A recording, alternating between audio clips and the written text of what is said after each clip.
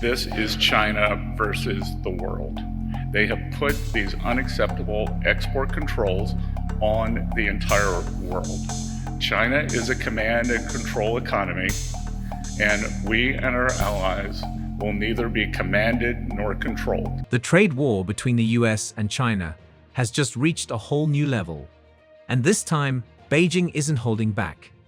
In a bold counterstrike against Trump's tariffs, China has announced fresh restrictions on rare earth exports and new port fees that could cripple key American industries.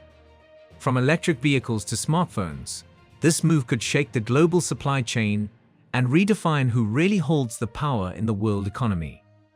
Let's unpack how China just turned the trade war into a geopolitical chess game, and why Washington might not be ready for this move.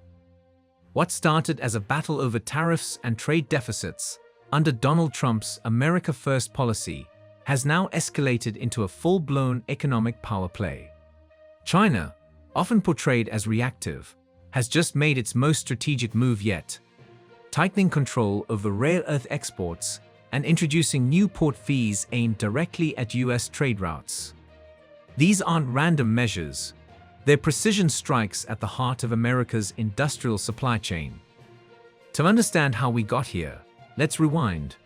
Trump's administration imposed sweeping tariffs on Chinese goods, everything from steel to electronics, hoping to bring manufacturing jobs back to the US and reduce America's dependence on Beijing. For a while, it looked like the US had the upper hand. Companies shifted some production to Vietnam, India, and Mexico. American officials celebrated what they called the beginning of economic decoupling. But China had been preparing for this moment for decades, quietly building control over resources that the modern world can't function without. Those resources are called rare earth elements, and they're essential for the global economy. They power electric vehicles, smartphones, wind turbines, and advanced military technology, everything from missile guidance systems to fighter jet engines. And here's the catch. China controls nearly 70% of global rare earth production and over 80% of processing capacity. That means even if other countries mine these elements, most of them still have to send their materials to China for refinement. Beijing knows exactly how much leverage that gives them, and now they're using it. In a direct response to new US sanctions and trade restrictions, China has announced export curbs on several key rare earth minerals, including gallium and germanium, both vital to semiconductor manufacturing. On top of that, they've introduced new port fees and inspection requirements for ships carrying US-linked goods through Chinese ports. These added costs and delays might sound small on paper, but in the world of just-in-time manufacturing, they can send shockwaves through global supply chains. For American tech and defense industries, this move could slow production, raise costs, and even cause shortages. What's fascinating and troubling is how deliberate the strategy is. Rather than reacting emotionally, China's countermeasures target industries where the US is most vulnerable. By focusing on rare earths, Beijing is weaponizing its dominance in the materials that power the future. In essence, China is saying, you can tariff our consumer goods, but we control the components that make your technology run. It's an economic warning shot, and one that Washington can't easily ignore. Meanwhile, Trump and his advisors have doubled down. They've accused China of economic blackmail and have hinted at retaliatory measures, including new sanctions and incentives to develop domestic rare earth processing plants. But experts warn that rebuilding a supply chain like this takes years and billions of dollars. The US simply doesn't have the refining infrastructure to replace China's role overnight.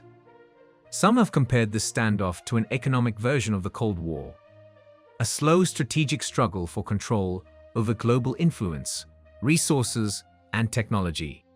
At the same time, the rest of the world is watching nervously. European and Asian markets are feeling the ripple effects as global manufacturers brace for higher costs and potential shortages.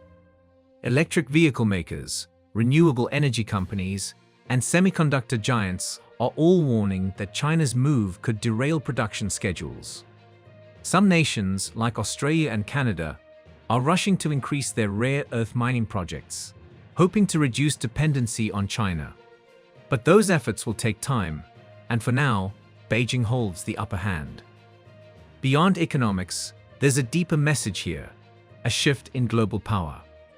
For decades, the US has relied on its economic dominance and military strength to influence trade. But China's latest actions show that power now comes in many forms, and controlling critical materials can be just as effective as controlling armies. It's not just about who makes the most goods anymore. It's about who controls the foundation of modern technology. As this trade war intensifies, one question looms large: who will blink first? Trump's administration insists that America will never yield to economic coercion, while China maintains that it's merely protecting its national interests. But as both sides dig in, global industries, from energy to defense, may pay the price. What's clear is that this conflict is no longer about tariffs or trade deficits. It's about technological sovereignty, economic independence, and the future balance of global power. So as China tightens its grip on rare earths and ports, and the US scrambles to respond, one thing is certain: this isn't just a trade war anymore.